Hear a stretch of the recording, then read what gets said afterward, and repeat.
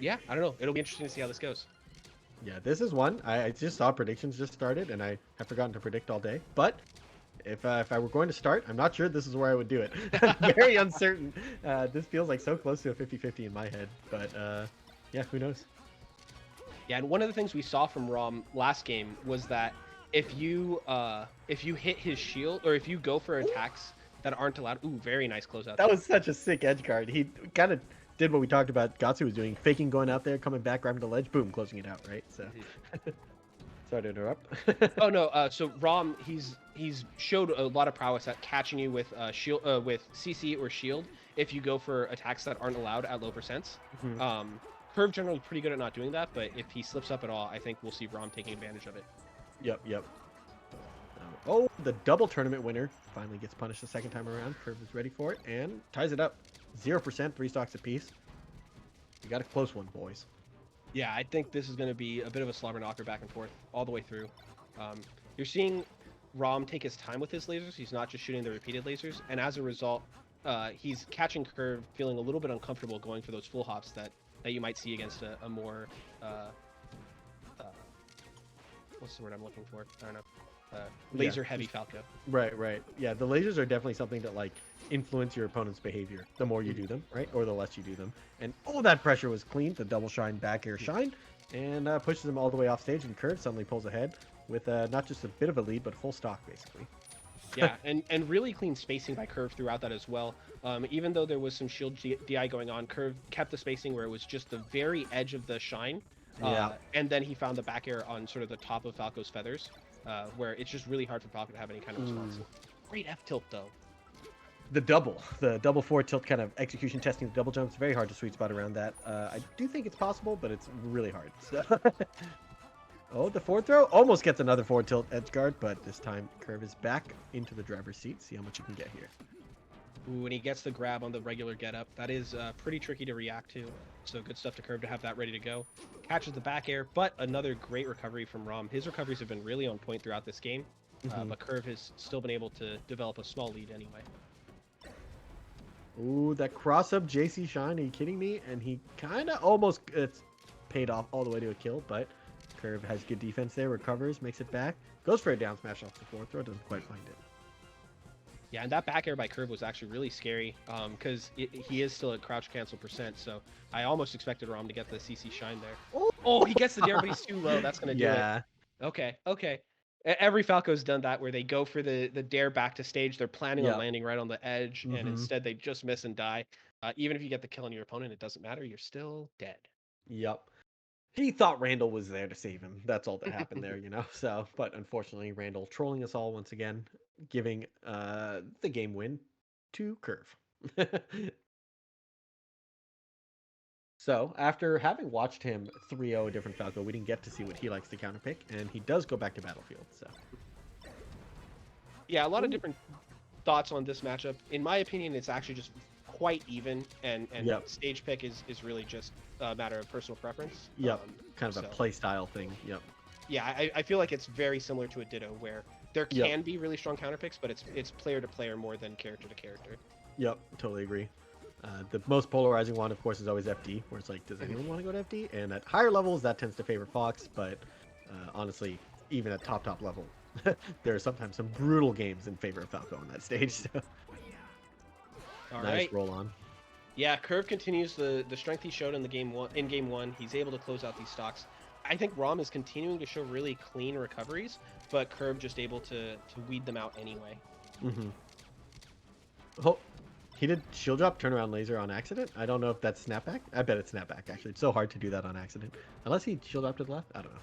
I'm kidding. Maybe he's just sick and did it on purpose, you know? Yeah, just shoot the laser backward. He just expected Kurv to run through him, you know?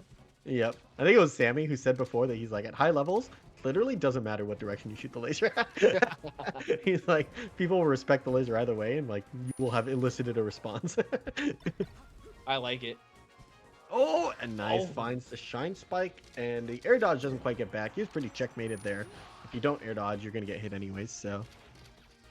But he comes down and gets the invincible F smash. That's the Raptor. Love to go for that stupid cheese, and it works out for Rom in this case. You saw chat.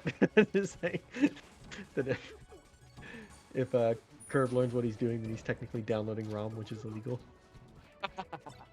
I'm mad. Ooh, and Kurv finds Oh, the yeah. smash to close out the stock. So now it's 2 stocks to 1. Kurv looking quite strong here. Yeah, that was Oh, sick. these He finds the up back airs. smash. Yeah, these back airs right now are like perfectly spaced, and he keeps the pressure up so fast with the double shines after them.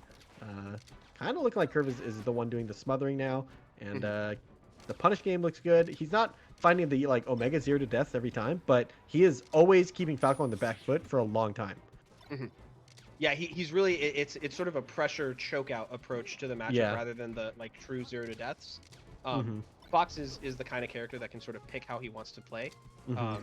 And right now that's the approach that Kurv's taking. And yeah, look, Yep. he's already got, 70% on ROM here. Even if he Mhm. dies with after good DI on this F smash is not guaranteed. He's still feeling Nice. good closeout. Yep, kind of a read. I think that down air didn't cover every angle, but he covered that angle, and now Rom gives himself a chance to get back into this game. Just needs one shine and a big combo. So you can kind of find the opening. Kurv's definitely making it hard for the big combo starters to hit, right? These fade back nairs are punishable, but not like hard punishable with like a shine, right? You kind of like take your position and like find your mix up afterwards or something.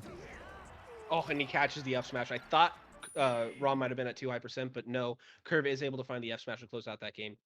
To me, the biggest thing that I'm seeing is that there are these tiny openings where Kurv is adding a little bit of extra aggression, either with like a drift in on a back air, or like you talked about those space snares, where there are opportunities for Rom to uh, get some advantage off of them, but they're like so tiny that Rom has to like really commit. And as Kurv forces him to go for those commitments, Kurv's sort of getting the better of those trades.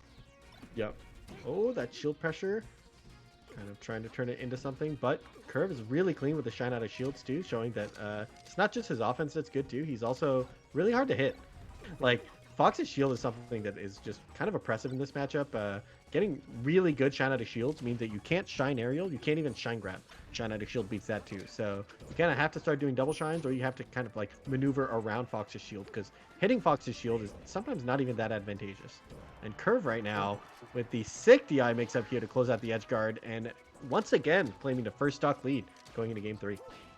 Yeah, and it's going to be really interesting to see how Kurv utilizes that. He gets the soft nair there to catch the DI in.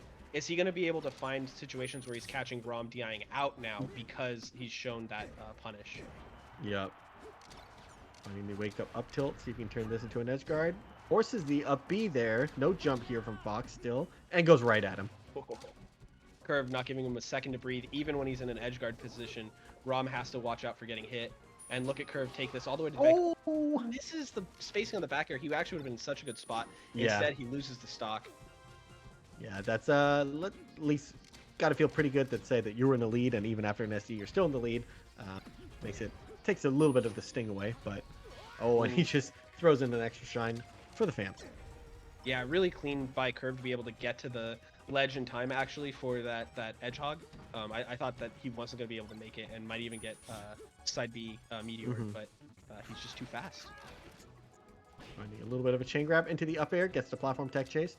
Quick 31% right there. Yeah, and a great mix-up at the end there. Rom rolled the right direction this time, but had he rolled the other way, he would have eaten another 60 or 80% off on top of it. Yeah, we're seeing Kurv's punish game. It's not only like good, but it's so like reversal proof, right? Like it's because we've mentioned before that he was kind of eking away a bunch of like pressure off of his combos instead of the big 0 to death. But his punish game is like it always has a chance. Like if I get the read, I extend the combo and kill you, and if I get it wrong, I keep up the pressure. So it's kind of a win-win for him over and over again. Yeah, and it's that really strong use of sort of risk reward that really establishes you as a top player in my mind. When you start to play those mix-ups where it's like, I don't have to get a hard read to just win out, that's when it starts feeling like you can contend with the top players.